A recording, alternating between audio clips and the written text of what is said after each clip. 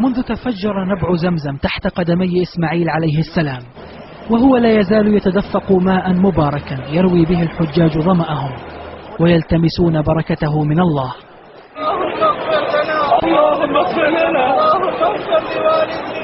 لم يعد بإمكان الحجاج بلوغ مكان البئر الذي تظهره هذه الصور الأرشيفية، فأعدادهم الغفيرة حتمت إغلاق فوهته والاعتماد على صنابير لسقي الحجيج أو وضع مائه في عبوات توزع على الأماكن التي يقصدونها. ومهما تغيرت وسائل الحصول على ماء زمزم فسره لا يتغير. يجمع المختصون أنه يختلف عن أي ماء في العالم، لدرجة حيرت عالما يابانيا ألف هذا الكتاب.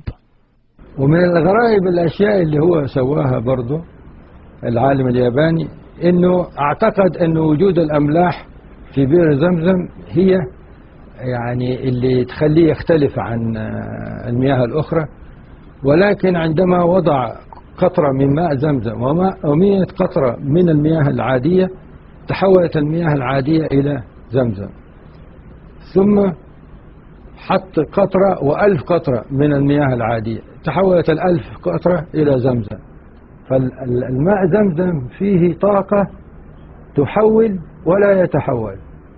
الدكتور كوشك كان ضمن فريق تمكن من النزول إلى أعماق البئر قبل 30 عاما لسبر أغوارها.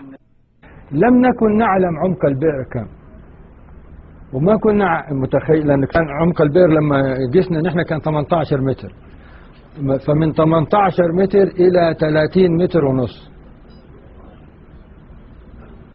في الآخر وجدنا القاع، والبئر ما هو رأسي، فيه ميل، الميل هذا في اتجاه الكعبة.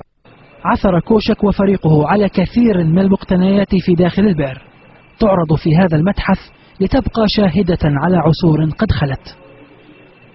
ماء زمزم لما شرب له، كما قال الرسول صلى الله عليه وسلم: يتسابق الحجاج إلى شربه، يدعون الله ما في أنفسهم، عل الله يستجيب دعاءهم وأن يفرج كرب المسلمين أجمعين ويوحد كلمتهم. تامر المدحال، الجزيرة، من بيت الله الحرام.